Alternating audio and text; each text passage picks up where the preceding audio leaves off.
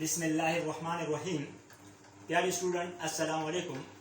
जैसा कि आपको इल्म है कि पेशावर पब्लिक ने आप लोगों को घरों पर बैठकर ऑनलाइन क्लासेस की सहूलत दी है। इस सिलसिले में आज हमारे मुतालिया पाकिस्तान का क्लास है जमात दहम के लिए। तो जमात दहम के स्टूडेंट को तो सबसे पहले मैं नए क्लासेस में वेलकम कहता हूँ। I am your Pakistan study teacher, my name is Anwar Khan. आज हमने पढ़ना है बाब अव्वल, तारीख़ी पाकिस्तान। तारीख़ी पाकिस्तान के हवाले से अगर हम देखें तो तारीख़ी पाकिस्तान का कुछ हिस्सा आप लोग 9th क्लास के चैप्टर नंबर आखिर में पढ़ चुके हैं और वहाँ पे तारीख़ पाकिस्तान का 1947 से 1947 से लेकर 1971 का दौरानिया आप लोग 9th में पढ़ चुके हैं। आखिरी टॉपिक अगर आप लोगों को जहन में हो तो आखिरी टॉपिक मशरिकी पाकिस्तान की जुदाई की वजूहात या असबाब, ये आप लोगों के 9th का आखिरी टॉपिक था।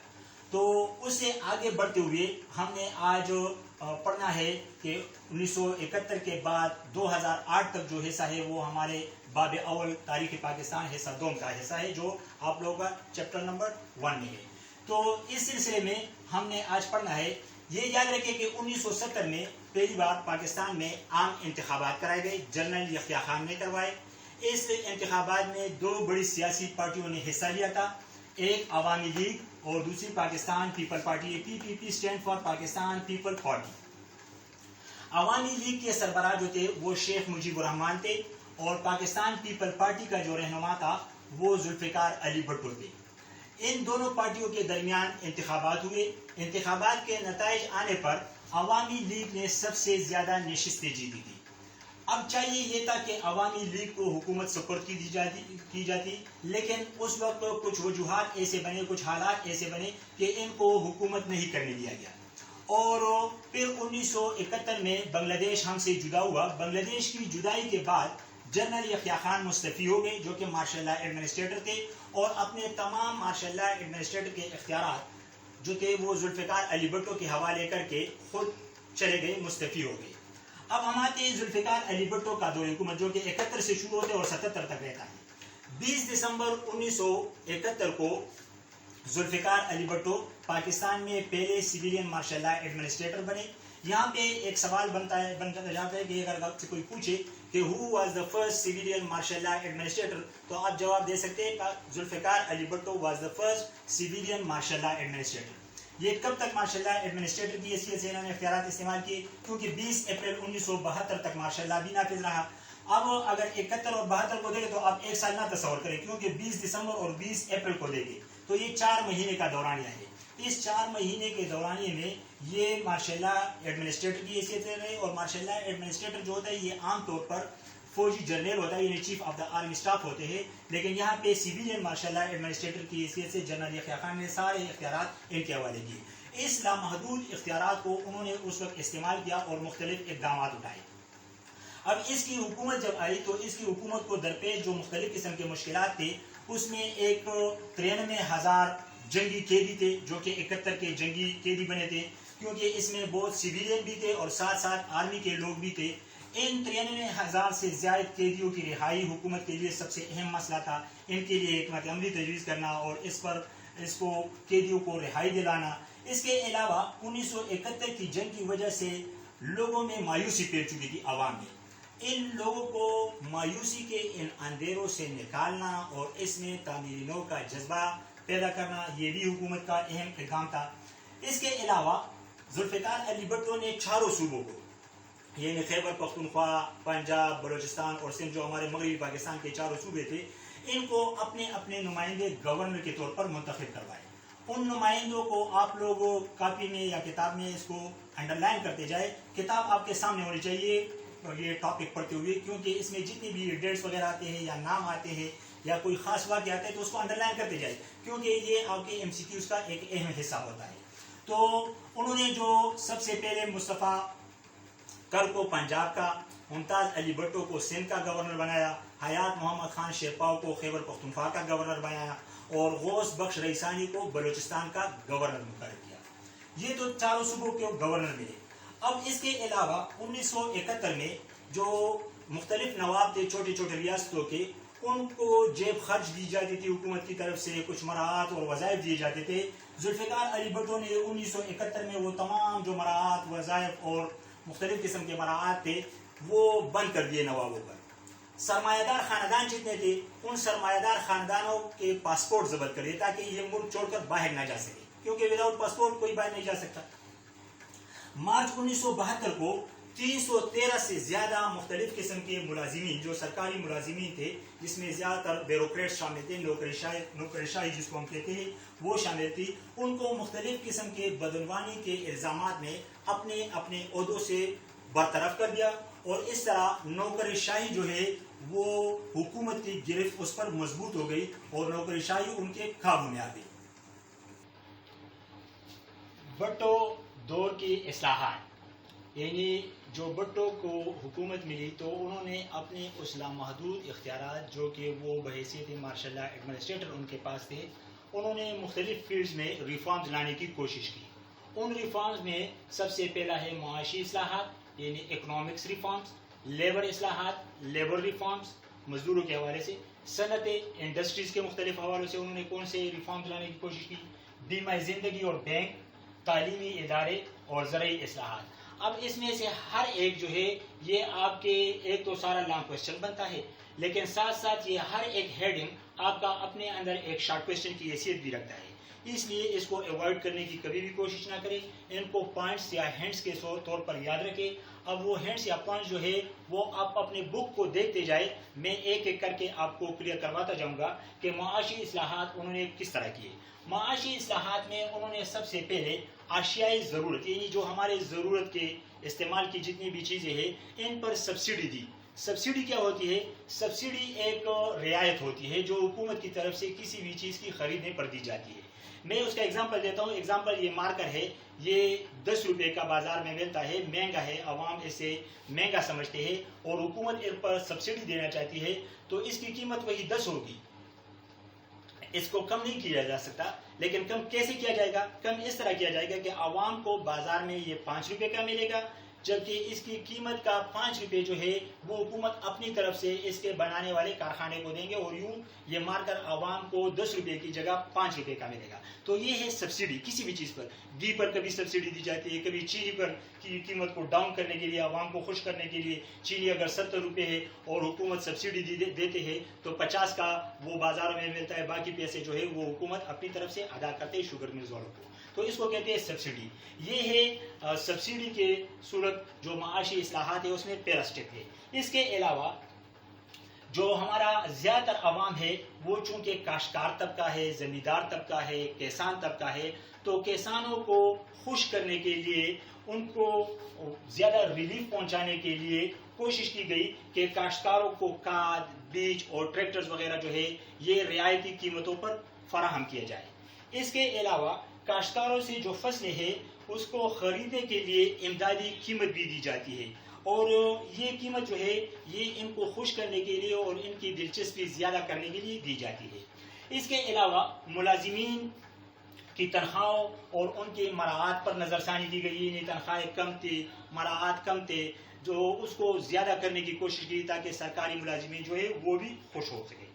ملازمین کی مختلف اسکیلیں تھیں, کسی ایک محکمے میں 11 اسکیل دیا جاتا تھا, کسی کو دوسرے محکمے میں 10 اسکیل, تو 10 اسکیل کی تنخواہ جو ہوتی وہ 11 اسکیل سے اکثر طور پہ زیادہ ہوتی تھی. تو ایسی صورتحال کو یکساں کرنے کے لیے تمام اسکیلوں کو, یعنی اسکیل 1 سے لے کر اسکیل 22 تک جو مختلف گریڈ ہے یا اسکیل ہے وہ بنائے گئے اور ان کو ایک جیسے کر دیا, یعنی یکساں کر دیا.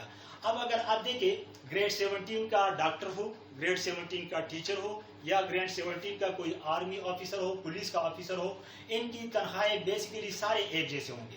اب مراعات کے حوالے سے اگر ہم دیکھیں, اب آرمی کی تنخواہیں چونکہ وہ ٹف ڈیوٹی دیتے ہیں, پولیس والے ٹف ڈیوٹی کرتے ہیں, اور ڈاکٹر جو ہے وہ سخت ڈیوٹی آج کل کے اس دور میں کرتے ہیں, تو ان کی تنخواہوں میں اگر کچھ اسپیشل الاؤنس دیے جاتے ہیں تو وہ ایک علیحدہ بات ہوتی ہے. لیکن اسکیل جو بنیادی طور پر ہے وہ سب محکموں میں یکساں ہے. تو گریڈ 1 سے لے کر 22 تک اسکیل بنائے گئے. ملازمین کو قرضوں کی سہولیات فراہم کی گئی, کیونکہ ملازمین تنخواہوں میں اتنی بچت نہیں کر سکتے کہ وہ اپنے گھروں کو بنا سکے, شادیاں بچوں کے کرا سکے, اس لیے ان کو مختلف بینکوں سے قرضے دیے جاتے تھے جو آسان اقساط پر پھر واپس کیے جاتے تھے. اس کے علاوہ جو ملازمین ہیں ان کی تنخواہوں اور ان کے پینشن میں بھی اضافے کی کوشش کی گئی. کم تنخواہ والے جتنے بھی سرکاری ملازمین تھے ان کے بچوں کو مفت تعلیم سہولت پہنچانا اور ان سے کوئی فیس وغیرہ حاصل نہ کرنا، یہ بھی ایک سہولت تھی جو سرکاری ملازمین کو دی گئی. ملازمین کی تفریحی سہولتوں میں بھی اضافہ کرایا گیا.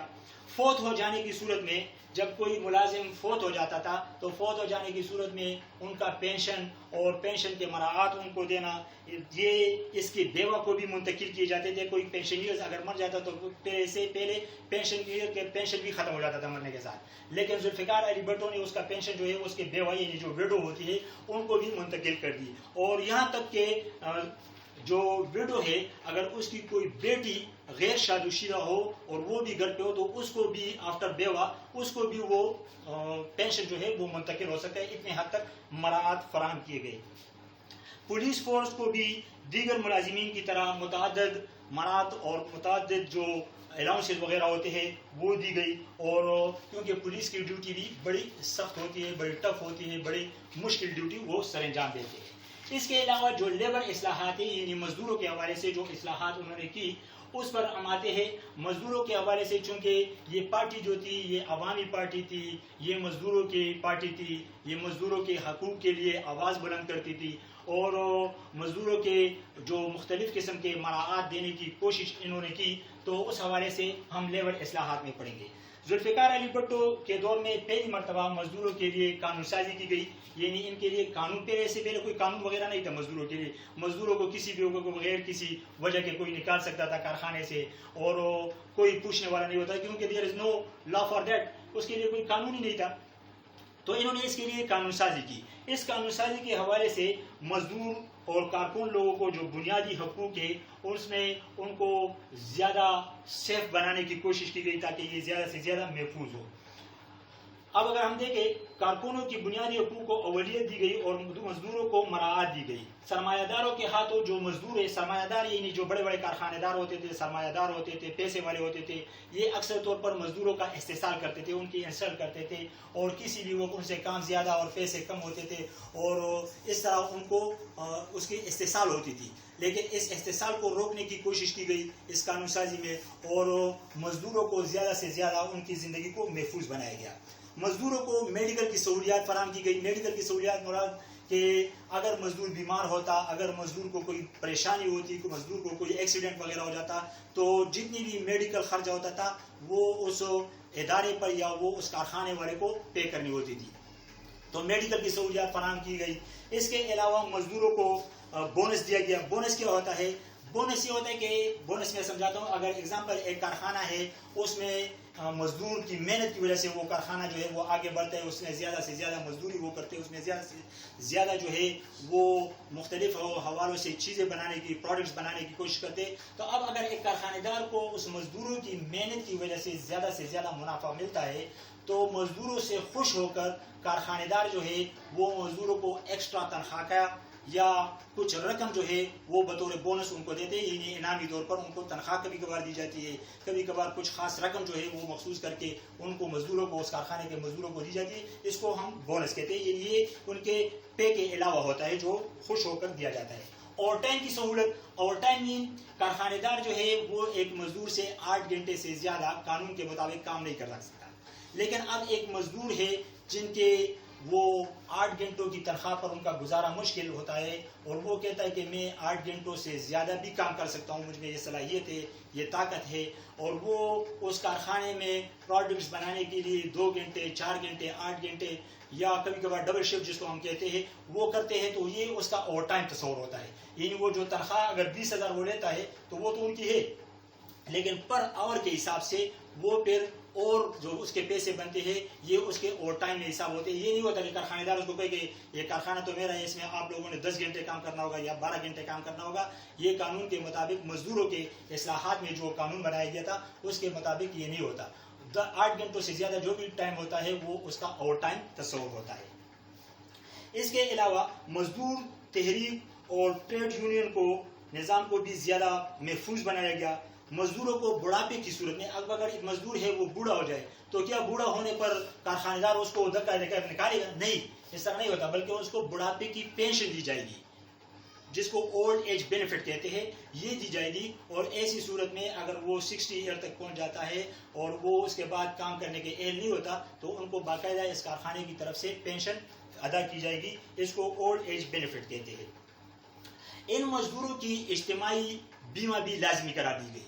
یعنی بیمہ کیا ہوتا ہے؟ بیمہ ایک انشورنس ہوتا ہے. انشورنس میں کہ اگر وہ کارخانے دار جو ہوتے ہیں جس میں جتنے بھی مزدور ہوتے ہیں ان کے اجتماعی طور پر وہ بیمہ ہوتے ہیں، کارخانے دار ان کی بیمہ پالیسی کے تحت وہ پیسے ادا کرتے ہیں. اور اگر ان مزدوروں میں کوئی مزدور جو ہے وہ ڈسیبل ہو جاتا ہے، مر جاتا ہے یا کوئی بیماری وغیرہ اس کو آ جاتی ہے تو ایسی صورت میں ان کو جو بیمہ پالیسی کے تحت جو رقم ہوتی ہے وہ ملنی شروع ہو جاتی ہے. یہ اجتماعی طور پر بیمہ پالیسی کے تحت ان کو ملتی ہے.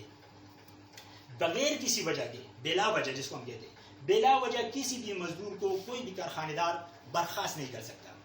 یعنی اگر کوئی وجہ ہو، اگر وہ اگزامپل کارخانے کو نقصان پہنچاتا ہے یا کارخانے کے مال کو نقصان پہنچاتا ہے، مشینری کو نقصان پہنچاتا ہے، تو ایسی صورت میں تو کارخانے دار یہ حق رکھتا ہے کہ وہ اس کو ہٹائے. لیکن بغیر کسی وجہ کے کسی مزدور کو برخاست کرنا یہ بالکل وہ نہیں کر سکتے تھے. یہ باقاعدہ مزدوروں کی قانون سازی کی گئی اور مزدوروں کو زیادہ سے زیادہ تحفظ فراہم کیا گیا ذوالفقار علی بھٹو کے اس لیبر اصلاحات کی وجہ سے. اگلا ہے ہمارے پاس صنعتیں. صنعتیں مین انڈسٹریز.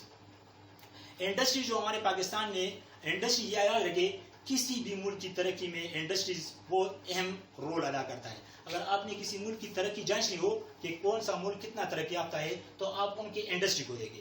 جہاں پر سب سے زیادہ انڈسٹریز ہوگی تو یہ یاد رکھے معاشی طور پر اکنامکلی وہ ملک اتنا اسٹرانگ ہوگا. اور یہ بھی یاد رکھے کہ جتنا ایک ملک اکنامکلی اسٹرانگ ہوگا تو پولیٹیکلی بھی وہ اتنا ہی اسٹرانگ ہوگا اور ڈیفینس کے وجہ سے بھی وہ اسٹرانگ ہوگا. تو صنعتیں 1972 میں ایک آرڈیننس کہتے ہیں. What is ordinance? آرڈیننس یہ صدر جو ہوتا ہے ڈائریکٹ ایک قانون سازی کرتا ہے اور اس کو آرڈیننس کہتے ہیں. ایک آرڈیننس کے تحت مختلف قسم کے جو کارخانے تھے ان کو سرکاری تحویل میں لینے کی کوشش کی. یعنی کسی کا کوئی کارخانہ تھا، کسی کا اسٹیل مل تھا، کسی کا جو ہے آئل ریفائنری کوئی کارخانہ ہوتا تھا یا گیس وغیرہ کی ریفائنری کے کچھ کارخانے تھے یا دھاتوں کے متعلق جتنے بھی کارخانے پرائیویٹ طور پر کسی کمپنی یا کسی شخص کے ہوتے تھے تو ان تمام کارخانوں کو سرکاری تحویل میں لینے کا ایک آرڈیننس جاری کیا 1972 میں. اور اس آرڈیننس کے تحت 20 بڑے بڑے کارخانے جو ہے وہ قومیائی کیے گئے. قومیائی کا مطلب ہے نیشنلائزیشن. ایک ہوتا ہے نیشنلائزیشن اور ایک ہوتا ہے پرائیویٹائزیشن. پرائیویٹائزیشن اور نیشنلائزیشن میں کیا فرق ہوتا ہے؟ پرائیویٹائزیشن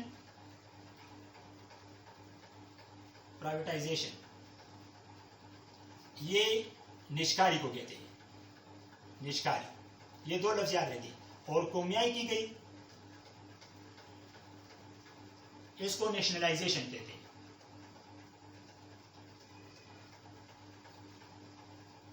یہ دو لفظ یاد رکھیے. اگر ایک چیز پرائیویٹ لوگوں کے ہاتھوں میں ہو اور اس کو حکومت اپنی تحویل میں لے تو دیٹ از کالڈ نیشنلائزیشن. اور اگر ایک سرکاری تحویل میں ایک ادارہ ہو اور سرکار اس کو پرائیویٹ ہاتھوں میں لینا چاہے تو اس کو پرائیویٹائزیشن کہتے ہیں، نشکاری کہتے ہیں. جیسے اگر آپ آج کل خبریں سنتے ہو تو آج کل بعض لوگ کہتے ہیں کہ TIA کو پرائیویٹائز کیا جا رہا ہے، بعض کہتے ہیں کہ ریلوے کو پرائیویٹائز کیا جاتا ہے، بعض کہتے ہیں کہ آئرن مل کو. تو یہ پرائیویٹائزیشن ہے. اور نیشنلائزیشن سرکاری تحویل میں لینا. تو سرکاری تحویل میں جو 20 بڑے بڑے اہم کارخانے لیے گئے تھے، یہ آپ لوگوں کا ایک شارٹ کویشچن بھی ہے اس لیے اس کو غور سے پڑھیں. اس میں فولاد اور لوہے کی صنعت ہے، بھاری انجینئرنگ کی صنعت ہے اور دھاتوں کی بنیادی دھات کہتے ہیں میٹلز کو. جتنے بھی میٹلز ہیں اور اس سے جو مختلف کارخانے چلتے ہیں تو ان کو دھات کہتے ہیں. دھاتوں کی جو صنعت ہے، موٹر گاڑیوں اور ٹریکٹرز کے پرزے جوڑنے کی صنعت جس کو اسمبلنگ پلانٹ کہا جاتا ہے. یہ والے بجلی کے سامان بنانے میں یہ جتنے بھی ٹرانسفارمر ہے، گریڈ میں جتنا سامان وغیرہ بناتے ہیں، یہ جو جس کارخانوں میں بنتا ہے ان کو بجلی بنانے کے کارخانے کہتے ہیں. اس کے علاوہ گیس اور تیل کی ریفائنریز کے جو کارخانے ہیں، ریفائنریز کا مطلب اس کی صفائی کے جتنے بھی کارخانے ہیں، اس قسم کے 20 بڑے بڑے کارخانے جو ہے وہ سرکاری تحویل میں لیے گئے. اس کے علاوہ 16 جنوری 1972، اس کو بھی انڈر لائن کریں اپنے بک میں، 16 جنوری 1972 میں مزید اسی طرح کے کارخانے جو ہے وہ 11 اور سرکاری تحویل میں لیے گئے. اور اس طرح جو کارخانوں کے حوالے سے جتنا بھی اکنامکلی پوزیشن تھا ملک کا وہ اسٹرانگ ہونے کی کوشش انہوں نے کی اور اکنامک طور پر اس کو اپنے قابو میں لانے کی کوشش کی. یہاں پہ ایک بات قابل ذکر ہے کہ وہ ادارے یا وہ کارخانے جو کہ غیر ملکی سرمایہ سے چل رہی تھی اس کو اس میں شامل نہیں کیا گیا, اس کو اسی طرح رہنے دیا گیا اور اس کو سرکاری تحویل میں نہیں لیا گیا. اس طرح اس سرکاری تحویل میں لینے کے بعد ہمارے جتنے بھی صنعت کار تھے یا جتنے بھی کارخانے دار تھے, ملک والے لوگ یا ملک کے جو لوگ تھے, وہ زیادہ تر مایوس ہو گئے. کہ مایوس اس لیے ہو گئے کہ انہوں نے بڑی حد تک کوششوں کے بعد کارخانے بنائے, پھر ایک مقام پر ان کو پہنچایا اور آخر میں حکومت کی اس نیشنلائزیشن کی پالیسی کے تحت ان کو حکومت نے اپنے تحویل میں لیا. تو ہمارے جتنے بھی بڑے بڑے کارخانے دار تھے, بڑے بڑے سرمایہ دار تھے, وہ اس سے مایوس ہو گئے اور انہوں نے اپنا سرمایہ جو ہے وہ کسی اور ملک منتقل کرنے کی کوشش کی اور اپنے ملک سے وہ صنعت کاری کے جو حوالے سے کام تھا یا جو اس کی محنت تھی یا جو کوشش تھی وہ اس میں مایوس نظر آتے گئے. اگلا ہے بیمہ زندگی اور بینک, جس کو ہم کہتے ہیں لائف انشورنس اینڈ بینک. ہمارے پاکستان میں مختلف قسم کی بیمہ پالیسی کی جو کمپنیاں تھی وہ کام کرتی تھی, جس کا کوئی پوچھنے والا نہیں ہوتا تھا, کوئی ایک نام سے کوئی دوسرے نام سے, اور وہ کسی بھی وقت لوگوں کو رقم بٹور کر غائب ہو جاتے تھے. اس طرح مختلف قسم کے بینک ہوتے تھے جو کہ اپنے بینک کے نمائندے ادھر ادھر بیچتے تھے, لوگوں سے پیسے جمع کرواتے تھے اور کچھ سالوں تک یا کچھ عرصے تک وہ چلتے تھے اور آفٹر دیٹ وہ بینک کا نام و نشان ہی نہیں ہوتا تھا, یا وہ بینک جو ہوتے تھے وہ نقصان کرتے تھے اور نقصان کے باعث وہ ختم ہو جاتے تھے, تو کوئی اس کی ذمہ داری نہیں لیتے تھے. تو ایسی صورتحال میں ذوالفقار علی بھٹو نے جتنی بھی بیمہ پالیسی کی کمپنیاں تھیں ان تمام بیمہ پالیسی کمپنیوں کو ایک کنٹرول میں لانے کی کوشش کی اور جتنے بھی پرائیویٹ بینک تھے ان کو بھی سرکاری تحویل میں لانے کی کوشش کی تھی. جتنی بیمہ پالیسی کی کمپنیاں تھیں ان تمام بیمہ کمپنیوں کو اسٹیٹ لائف انشورنس کے ماتحت کر دیا, اسٹیٹ لائف انشورنس کے ماتحت کر دیا. اور یہ کب کیا گیا, اس میں ڈیٹ ہے, یہ ڈیٹ کو انڈر لائن کرے, 19 مارچ 1972 کو کوئی ملکیت میں تمام بیمہ پالیسی کی جو کمپنیاں تھیں وہ لی گئی اور ان تمام کو نومبر 1972, اس کو انڈر لائن کرتے جائیں, نومبر 1972 میں اسٹیٹ لائف انشورنس کا کارپوریشن قائم کی گئی اور اس کے ماتحت کر دیا. اس طرح 19 مئی 1972 کو جتنے بھی بینک تھے ان کو ایک حکم کے تحت یا ایک آرڈیننس یا ایک صدارتی حکم کے تحت ان تمام بینکوں کو اسٹیٹ بینک آف پاکستان کے ماتحت کر دیا. اسٹیٹ بینک آف پاکستان کے ماتحت, یعنی اسٹیٹ بینک اس کی ذمہ دار ہوتی تھی. تاہم ان تمام اقدامات سے ان کے کارکنوں کی کارکردگی کا معیار گر گیا. یعنی اگر ہم دیکھیں تو یہ بیمہ زندگی اور بینک وغیرہ جو ہے یہ جب نیشنلائز ہوئے تو پھر ان کا وہ کردار نہیں رہا جو کہ پرائیویٹائز. ہمارے پاکستان میں مصیبت یہ کہ جب بھی کوئی پرائیویٹ ادارہ ہوتا ہے تو اس میں ایک مزدور, ایک کارکن کام کرتا ہے کیونکہ وہ مالک اس سے پوچھتا ہے. لیکن جب کوئی ادارہ سرکاری ہو جاتا ہے تو پھر کہتے ہیں کہ ہمارا سرکاری کام ہے, اس میں کوئی کون پوچھتا ہے اور اس میں کس کا ہم نے ماتحت ہونا ہے, ہم تو سرکار کے نوکر ہیں, ہم تو فلانے کے نوکر نہیں ہے. تو اس طرح سرکاری ادارے جو ہے وہ اپنا معیار پھر گرانے کی کوشش کرتا ہے, ایسا ہونا نہیں چاہیے. اگلا ہے تعلیمی ادارے. تعلیمی ادارے جس کو ہم ایجوکیشنل انسٹیٹیوٹ کہتے ہیں, سرکاری تحویل میں اس کو بھی لینے کی کوشش کی گئی اور ذوالفقار علی بھٹو کی کوشش تھی کہ حکومت جو ہے وہ عوام کو تعلیم مفت فراہم کرے اور مفت تعلیم فراہم کرنے کے لیے جتنے بھی اسکول تھے, جتنے بھی تعلیمی ادارے تھے وہ سرکاری تحویل میں لی گئی. لیکن اس میں کچھ ایسے ادارے تھے جو کہ ماڈلز اسکول جس کو ہم کہتے ہیں, ان اداروں کو چھوڑ کر باقی ادارے جو تھے وہ سرکاری تحویل میں لیے گئے.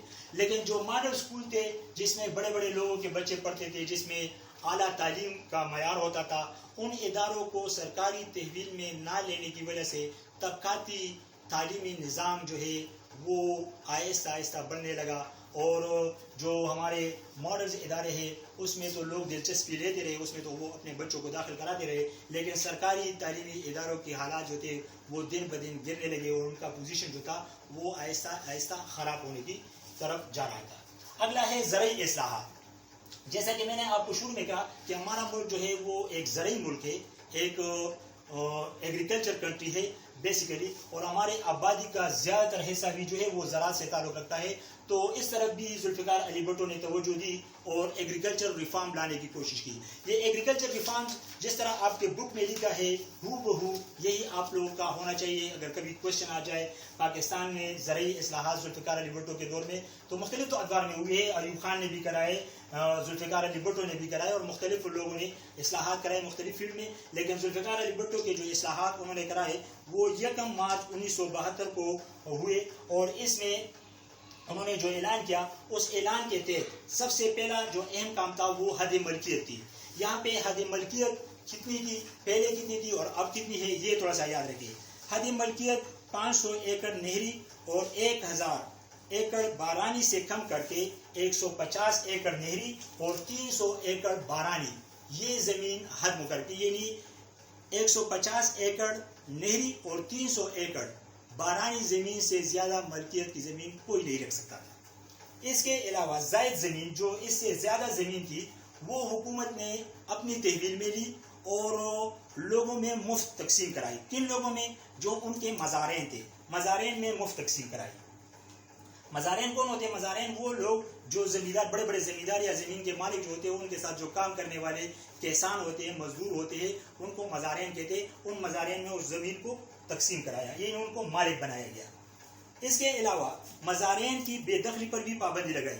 یہ نہیں ہو سکتا تھا کہ ایک زمیندار جو ہوتا تھا وہ آج ایک کسان کو رکھتا تھا، ایک مزارے کو رکھتا تھا، کل دوسرے کو، اور اگلا کہتا تھا کہ تم مجھے اچھے نہیں لگتے، تم کل سے نہ آؤ، اگلے کو بلاتے. یہ نہیں ہو سکتا. بغیر کسی وجہ کے، بغیر کسی وجہ کے کسی بھی مزارے کو کام سے بے دخل، یعنی زمین سے بے دخل نہیں کیا جاتا. اکثر طور پہ یہ مزارین جو ہوتے تھے یہ نہ صرف ان کھیتوں پر ڈیپینڈ کرتے تھے بلکہ ان کے گھر اور ان کے جو تمام اخراجات وغیرہ ہوتے تھے وہ ان زمینوں سے ہی تعلق رکھتے تھے. اس لیے کسی بھی مزارے کو بے دخل کرنا کا مطلب یہ ہے کہ ان کا روٹی پانی بند کرنا اور ان کا گھر سے بھی بے دخل کرنا. کیونکہ زمین سے بے دخل کا مطلب ہے کہ گھر سے بھی اس کو بے دخل کیا جاتا ہے، کیونکہ ان کا گھر بھی وہیں پہ ہوتا تھا. تو اس طرح مزارین کی بے دخلی پر پابندی لگائی. اب پابندی لگائی، اور اگر کسی مزارے کو بے دخل بھی کیا جاتا تھا تو وہ صرف اس صورت میں اگر وہ بٹائی کا حصہ نہ دے. بٹائی کا مطلب اگر کسی جو زمیندار ہوتا تھا یا جو مزارہ ہوتا تھا اس کے ساتھ مالک باقاعدہ ایک حصہ مقرر کرتا تھا کہ اتنا حصہ پیداوار کا مجھے دو گے، اتنا آپ کے پاس رہے گا. اگر وہ پیداوار والا حصہ مالک کو نہ دیا جاتا تو ایسی صورت میں آپ مزارے کو ہٹا سکتے تھے. یا اگر وہ لگان ادا نہیں کرتا، لگان ایک ٹیکس ہوتا ہے جو زمین پر لگایا جاتا ہے ابیانے کے طور پر، تو وہ اگر وہ ادا نہ کرتے یا بیچ کی رقم وہ نہ ادا کرتے تو ایسی صورت میں آپ مزارے کو ہٹا سکتے تھے، ادروائز اس کو نہیں ہٹایا جا سکتا تھا. مزارین کو زمین کی فروخت میں شفا کا حق بھی دیا جاتا تھا کہ وہ اس میں باقاعدہ شفا کرتے اور اس کی زمین کا مالک کوئی اور ہوتا تھا، لیکن مزارہ اس کی فروخت کو روک سکتا تھا. کیوں روک سکتا تھا؟ کیونکہ یہ اس سے وابستہ ہوتی تھی، ان کی زندگی اس پر ڈیپینڈ کرتی تھی، ان کی پیداوار وغیرہ وہاں سے ہوتے تھے. تو اس صورت میں مزارے کو یہ حق حاصل ہوتا تھا کہ وہ باقاعدہ طور پر زمین کے مالک کو فروخت کی صورت میں روک سکتا تھا. شفا کا حق اس کو دیا جاتا تھا. بیج مہیا کرنا، لگان ادا کرنا اور آبیانے کی ادائیگی جو ہے یہ باقاعدہ طور پر مالک کے ذمہ قرار دیا گیا کہ یہ کام مالک کا ہوگا. یہ مزارے کا کام نہیں ہے کہ مزارہ ان چیزوں میں لگا رہے، وہ آبیانہ دے، وہ لگان ادا کرے یا وہ بیج کا پیسہ جو ہے وہ. 1977 کے انتخابات سے پہلے 5 جنوری، اس کو بھی انڈر لائن کرے، 1977 کے انتخابات سے پہلے 5 جنوری 1977 کو بھٹو نے دوسری زرعی اصلاحات کا اعلان کیا، لیکن وہ اصلاحات نافذ نہ ہو سکے، اس کو عملی جامہ نہیں پہنایا جا سکا. کیوں نہیں پہنایا جا سکا؟ کیونکہ وہ حکومت 1977 تک کی تھی، اس کے بعد ذوالفقار علی بھٹو کی حکومت ہی نہیں رہی، تو اس لیے وہ ان اصلاحات کو عملی جامہ پہنانے میں ناکام رہا.